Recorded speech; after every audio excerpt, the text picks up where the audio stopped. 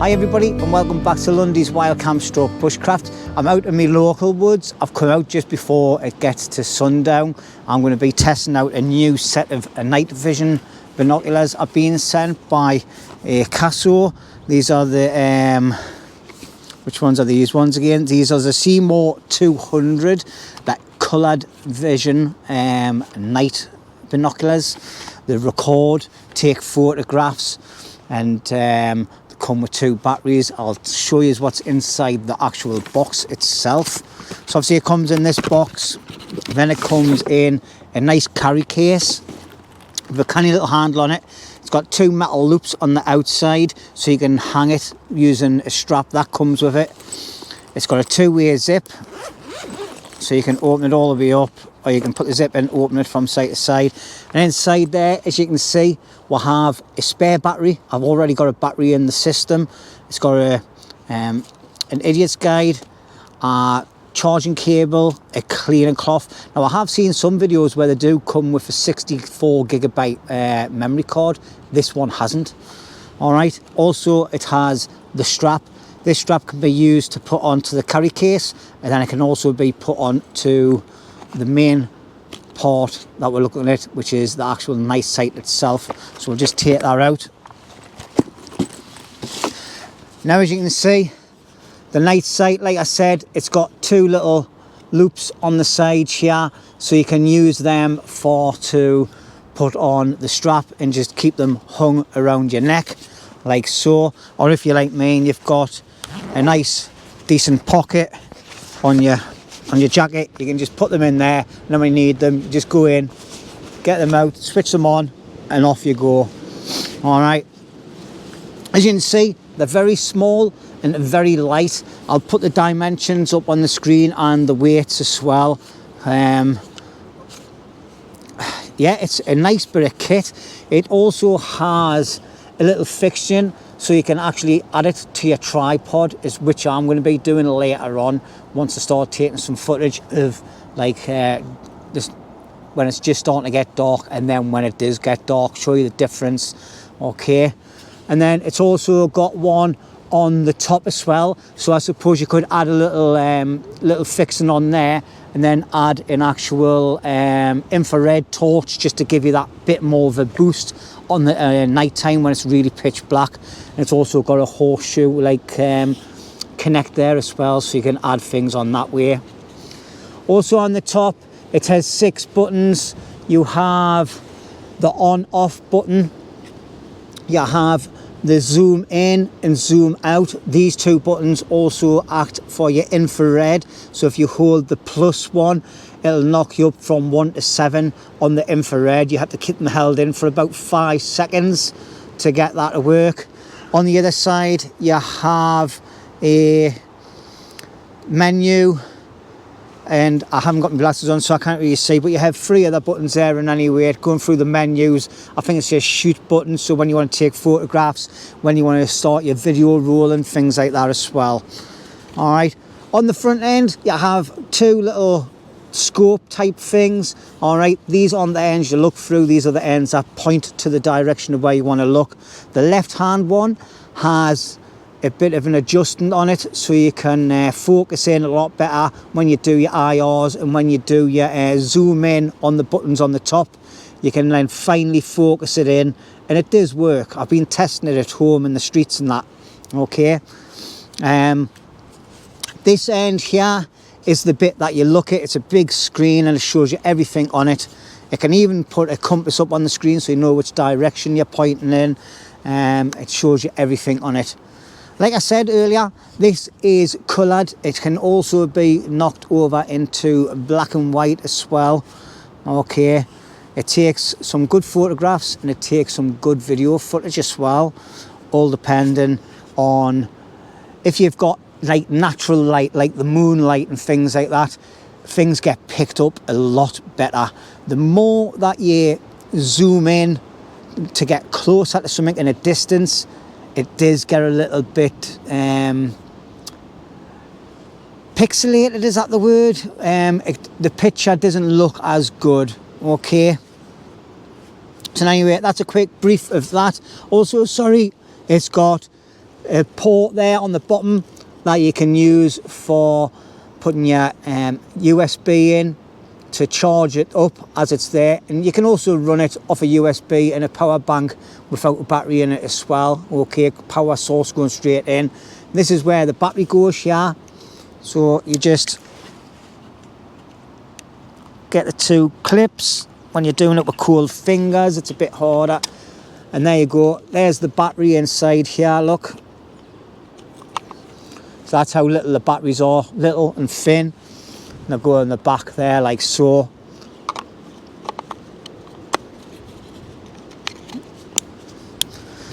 Alright, and like I said, you've got the USB, which is waterproof. What I'm going to do now is I'm going to get this and get it mounted up onto my tripod, and then we'll do some footage of it in the dusk hours, a bit of daylight footage, and then we'll show you what it's like when it's getting darker.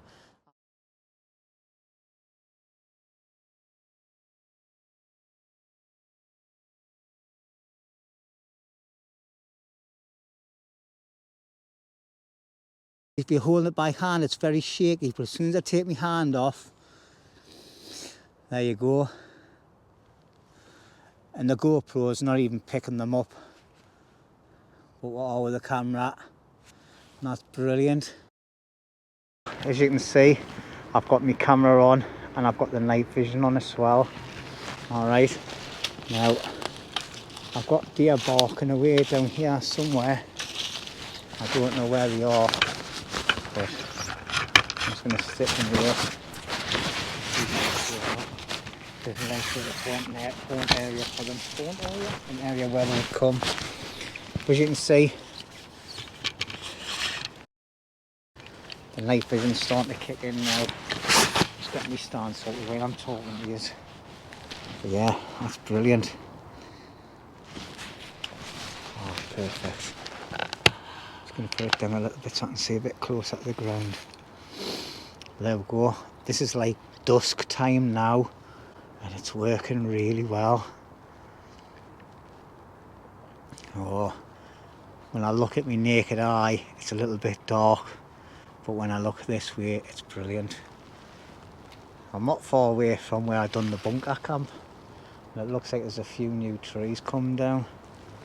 As you can see, we've got a sports facility over the back there, so it's all flood lit up, and this is picking it up really, really well. There you go, there's the complex there, and that's down where I went into the woods earlier on. The gears are gone now, like. We'll just have a quick scan around, and we'll start pointing up to where it's really dark, where there isn't any light. As you can see, it's still picking up all the fields and everything. That's really good, that, like, really good, because I can't see anything in front of us. I've got my normal camera on as well, alright, and that's showing exactly the way I can see it. Obviously it'll pick the light up from the sky a bit better as well. But yeah, that's perfect. And like I say, looking back into the woods, alright, as you can see, there's a light in the distance through the woods. That's where there's a couple of houses. But that's still lighting up really well in there, so I've just come through that little gap. It's hoping to pick some deer up, like, but never mind. I'm probably being too noisy when I'm talking and that. That's even if this microphone's picking everything up, like, because I've been talking with my hand down. I've got it on my wrist. But yeah, let's have a look back up the field. So there you go. Now the trees right at the back distance, they've got to be about 500 meters away, so that's not too bad. Like I say, and the time is, I don't know what the time is on the screen. It's saying 11:17 in the morning. That's the wrong time. All right, but obviously you have got bits of light in the area as well, roads, cars and that. What I'm going to do is I'm going to walk right at the top of the woods now and see what we can get. Well, I'm back in the woods, and as you can see, it's picking the colour up perfect. And if I just flick it over onto my GoPro camera with no light on, you'll be able to see that it's absolutely pitch black. The rain's just started as well, so So we'll see how that changes the pictures. But yeah, that's picking up brilliant, and it's actually quite dark in here now. Right, well, as you can see, it's raining, but I'm under some tree cover and I'm at the edge of a field in another area now. I've just crossed over the stream because I'm trying to find a route to come up here on my bike. But yeah, absolutely brilliant. Look at that. It's quite dark. I've got my normal camera on, my GoPro on at the same time as this one, and as you can see, it's not brightened it up. It's going to get even brighter as it gets round because we've got some buildings just out there. So I was hoping to see something on the field, but there's no. Oh, I want to follow the rain's actually kicking in and the wind's picking up really big. You can see by the tree movement. Yeah, it's getting a bit blowy.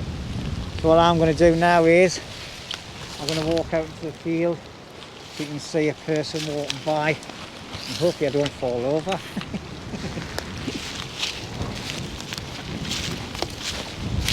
So I've got my normal camera on, so we'll have the volume as I walk out into this muddy field, and it's horrible rain as well.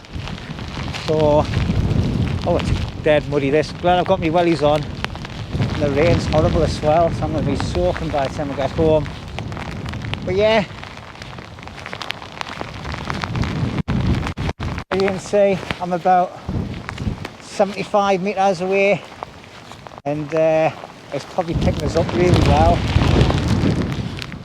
I'm very impressed. I'm very impressed. Yeah. Right, well, I've come back in the woods, and as you can see, it's a bit grainy, and you can just make out trees and that. I've got no lights on in the background, nothing on the front either. Alright, but what I have noticed is you can't do the infrared and set it higher when it's on colour. It only works on black and white. So I'm going to now increase the IR to number 1. There you go. As you can see, it looks like on the screen there's a beam of a torch. But as you can see, it's made it a bit more clearer. Alright, and it's also, you can see how dark it is. Alright, but you're picking up trees and everything. I'm not going to bother with the focus. I'm just going to go through the IR settings. So this is setting number 2. You can see how bright that gets there now. I'm just trying to get it on the trees as far away as possible as I can. That's a better one. Alright. And number 3. Number 4. Number 5. Number 6. And number 7. That's it, 7. The battery's nearly dead. I've been using this for a couple of hours now on one battery. I've permanently had it switched on since I started. I've never switched it off at all, apart from the record button. But that's really impressive, that, with the IR button on. If I go to press it onto the,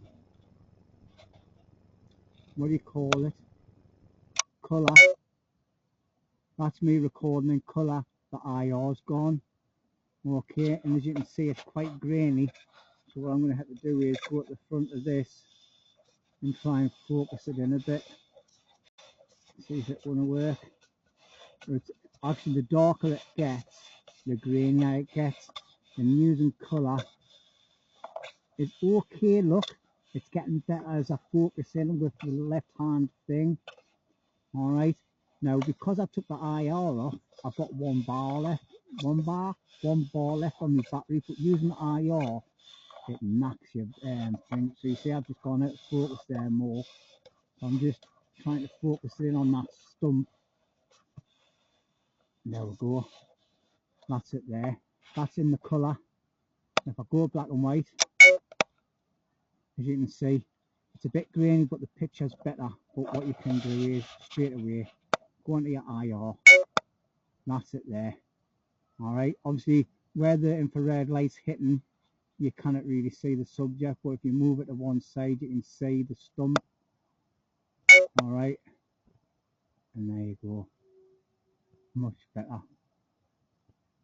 But it does eat your battery. Okay, there we go. That's the last bit of footage for tonight. I'll catch you on the next one. Thanks a lot.